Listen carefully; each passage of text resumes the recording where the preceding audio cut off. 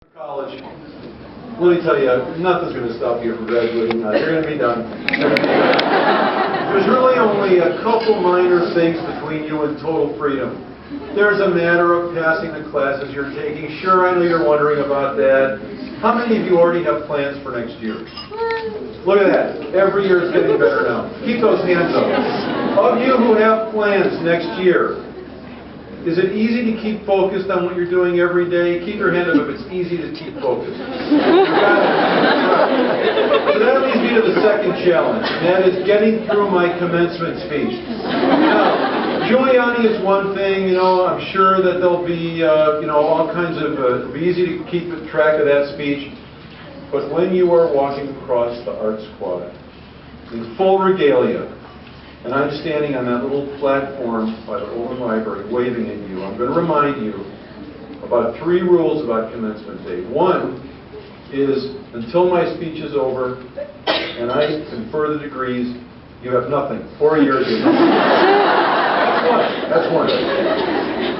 Number 2, any use of iPods, iPhones, or other MP3 devices during my speech will be very severely punished. Now you may wonder, what is this one guy in his 7th decade going to do? It's not me, it's my wife, who's a professor in the vet school and the med school.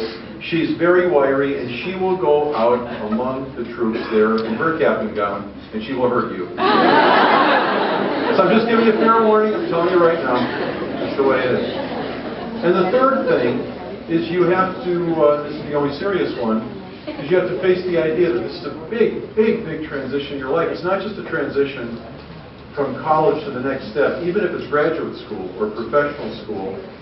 It's sort of the end of the first part of life, if you will. It's the end of that education that started in preschool or whatever it was, wherever you happened to be at the time, and got you through elementary school, and middle school or junior high, and high school or prep school, and got you into such a fabulous place, and got you to a point where you could actually make a commitment to go in a certain direction. And so for whatever it's worth, I just want to share a couple of thoughts with you, some of it from my own experience, which was a long time ago, some from the experience of my son who graduated Stanford 2 years ago in the middle of the year, and some from many things that I've learned from people who have gone down this path here at Cornell since I've been president and have stayed in touch with me.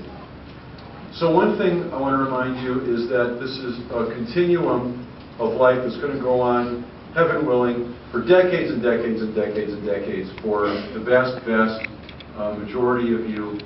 And so it's a very exciting time, and keep thinking about the sort of long term and the long view. Those of you who don't have plans yet for next year, or those of you who have a plan to do a certain thing, you're hoping that something else will crop up, try to think as much as possible beyond the immediate few weeks to the long-term view, because this is really the thing that is what life is all about.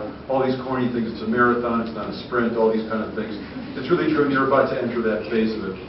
The second is, whatever friendships and connections you've made here, and I'm not talking about giving money back to Cornell or anything else. I'm talking about among yourselves, with your friends that you've met here, people you've been through stuff with, the ups and the downs, the joys and the sorrows, the good times we've had on this campus and the tragic times we've had on this campus. Try to hang on to those friendships, even if you end up going to a different part of the country, different part of the world, a different kind of work. I remember so clearly the people that I went through this experience with in both college and medical school, and how I'm still close to them. I will tell you one thing, I went to my 35th medical school reunion. You can imagine such a thing. And I walked in the room, and I looked around these people, and I said to my wife, we are in the wrong place. These people are old. They're like seriously old. She looked at me, and she opened her mouth, started to say something, and then she just shook her head. She didn't say anything about it. But I hope there'll come a time where you will go back to a reunion like that. It could be a Cornell reunion, it could be some other kind of reunion. And just hang on to those connections, because these are some of the things that really make life worth going forward, is hanging on to the friends, the people that you have stayed close to. And I want to ask you one more thing, and believe me, I mean this from the heart. I want you to keep in touch with me. Over the course of our 4 years together, I've given you all my private email. I do all that email myself. That's why I don't always answer immediately when you write me. I very much want to hear not only about what you're doing in your life and about the things that you found good about Cornell, but I very, very much want to hear about your concerns, your frustrations, things you think that I or the people working with me should do better, because nothing is more important to me than the student experience on this campus.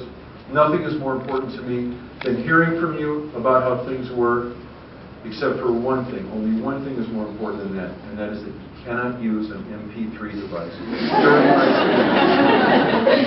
Because see, this is what's happening. The sun is like beaming down on you, and I'm wearing this like really silly looking thing. I look like the world's biggest red bird. And I can't really see anybody.